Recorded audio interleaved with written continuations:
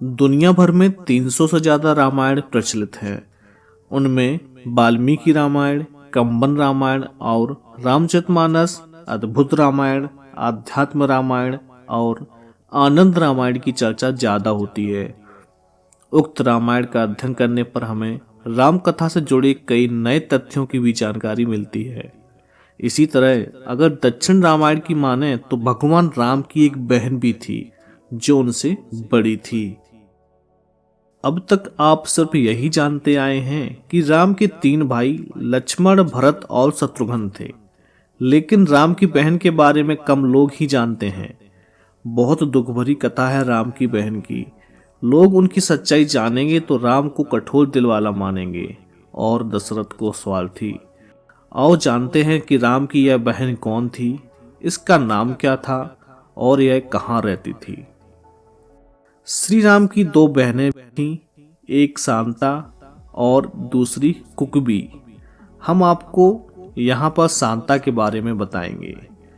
दक्षिण भारत की रामायण के अनुसार राम की बहन का नाम शांता था, जो 4 भाइयों से बड़ी थी। शांता राजा दशरथ और कौशल्या की पुत्री थी, लेकिन पैदा होने के कुछ वर्षों बाद कुछ कारणों से राजा दशरथ ने शांता को अंग देश के राजा रोमपद को दे दिया था। भगवान राम की बड़ी बहन का पालन पोषण राजा रोमपद और उनकी पत्नी वर्षणी ने किया, जो महारानी कौशल्या की बहन अर्थात राम की मौसी थी। इस संबंध में 3 कथाएं हैं। पहली, वर्षणी निसंतान थी तथा एक बार अयोध्या में उन्होंने हंसी हंसी में ही बच्चे की मांग की। दशरथ भी मान गए। रघुकुल का दिया गया वचन निभाने के लिए शांता अंग देश की राजकुमारी बन गई। शांता वेद, कला तथा शिल्प में पारंगत थी और वे अत्यधिक सुंदर भी थी। दूसरी लोक कथा के अनुसार जब शांता पैदा हुई तब अयोध्या में अकाल पड़ा और 12 वर्षों तक धरती धूल धूल हो गई। चिंतित राजा को सलाह दी गई कि उनकी पुत्री शांता ही अकाल का कारण है। राजा दशरथ ने अकाल दूर करने के लिए अपनी पुत्री शांता को वर्षणी को दान कर दिया। उसके बाद शांता कभी अयोध्या नहीं आई। कहते हैं कि दशरथ उसे अयोध्या बुलाने से डरते थे, इसलिए कि कहीं फिर से अकाल ना पड़ जाए। तीसरी कथा यह है कि कुछ लोग मानते थे कि राजा दशरथ ने शांता को सिर्फ इसलिए गोद दे दिया था क्योंकि वह लड़की होने की वजह से उनकी उत्तराधिकारी नहीं बन सकती थी। तो क्या आप जानते हैं कि शांता का विवाह किससे हुआ था? शांता का विवाह महर्षि विभांडक के पुत्र श्रृंग ऋषि से हुआ। एक दिन जब विभांडक नदी में स्नान कर रहे थे, तब नदी में ही उनका वीरपात हो गया। उस जल को एक हिरणी ने पी लिया था, जिसके फलस्वरूप श्रृंग ऋषि का जन्म हुआ था।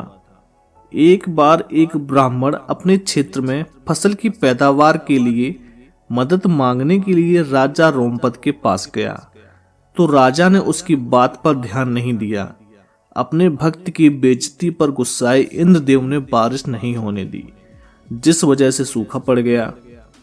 तब राजा ने श्रृंग ऋषि को यज्ञ करने के लिए बुलाया। यज्ञ के बाद भारी वर्षा हुई।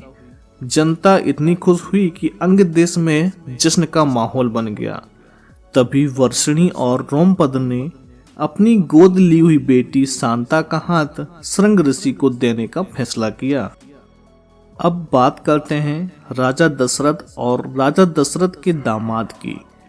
राजा दशरथ और इनकी तीनों रानियां इस बात को लेकर चिंतित रहती थीं कि पुत्र नहीं होने पर उत्तराधिकारी कौन होगा। इनकी चिंता दूर करने के लिए ऋषि वशिष्ठ सलाह देते हैं कि आप अपने दामाद श्रृंग ऋषि से पुत्रेष्टि यज्ञ करवाएं, इससे पुत्र की प्राप्ति होगी। दशरथ ने उनके मंत्री सुमंत की सलाह पर पुत्र कामेष्टि यज्ञ में महान ऋषियों को बुलाया। इस यज्ञ में दशरथ ने श्रृंग ऋषि को भी बुलाया। श्रृंग ऋषि एक पूर्ण आत्मा थे तथा जहां वे पांव रखते वहां यश होता था। सुमंत ने ऋषि श्रृंग को मुख्य श्रुतक बनने के लिए कहा। दशरथ ने आयोजन करने का आदेश दिया। पहले तो श्रृंग ऋषि ने यज्ञ करने से इनकार किया, लेकिन बाद में शांता के कहने पर ही श्रृंग ऋषि राजा दशरथ के लिए पुत्रेष्ट यज्ञ करने के लिए तैयार हुए थे। लेकिन दशरथ ने केवल श्रृंग ऋषि उनके दामाद को ही आमंत्रित किया। लेकिन श्रृंग ऋषि ने कहा कि मैं अकेला नहीं आ सकता, मेरी पत्नी शांता को भी आना पड़ेगा। श्रृंग ऋषि की यह बात जानकर राजा दशरथ विचार में पड़ गए, क्योंकि उनके मन में अभी तक दहशत थी कि कहीं शांता के अयोध्या में आने से फिर से अकाल नहीं पड़ जाए। लेकिन जब पुत्र की कामना से पुत्र कामिष्ठ यज्ञ के दौरान उन्हें अपने दामाद श्रृंग ऋषि को बुलाया तो दामाद ने शांता के बिना आने से इनकार कर दिया। तब पुत्र कामना में आतुर दशरथ ने संदेश भिजवाया कि शांता भी आ जाए। शांता तथा श्रृंग ऋषि अयोध्या पहुंचे। शांता के पहुंचते ही अयोध्या में वर्षा होने लगी और फूल बरसने लगे।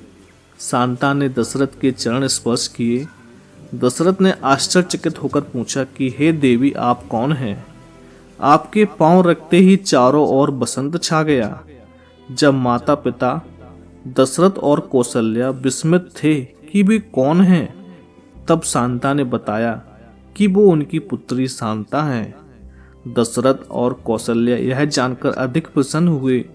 बरसों बाद दोनों ने अपनी बेटी को देखा था। दशरथ ने दोनों को ससम्मान आसन दिया और उन दोनों की पूजा आरती की। तब श्रृंग ऋषि ने पुत्र कामेष्टि यज्ञ किया तथा इसी से भगवान राम तथा शांता के अन्य भाइयों का जन्म हुआ। कहते हैं कि पुत्रेष्ट यज्ञ कराने वाले का जीवन भर का पुण्य इस यज्ञ की आहुति में नष्ट हो जाता है। इस पुण्य के बदले ही राजा दशरथ को पुत्रों की प्राप्ति हुई। राजा दशरथ ने श्रृंग ऋषि को यज्ञ करवाने के बदले बहुत सा धन दिया, जिससे श्रृंग ऋषि के पुत्र और कन्या का भरण पोषण हुआ और यज्ञ से प्राप्त खीर से राम, लक्ष्मण, भरत और शत्रुघ्न का जन्म हुआ। ऋषि सिंह फिर से पुण्य अर्जित करने के लिए वन में जाकर तपस्या करने लगे। जनता के समक्ष शांता ने कभी भी किसी को पता नहीं चलने दिया कि वो राजा दशरथ और कौशल्या की पुत्री हैं। यही कारण है कि रामायण और रामचरितमानस में उनका कोई खास उल्लेख नहीं मिलता है।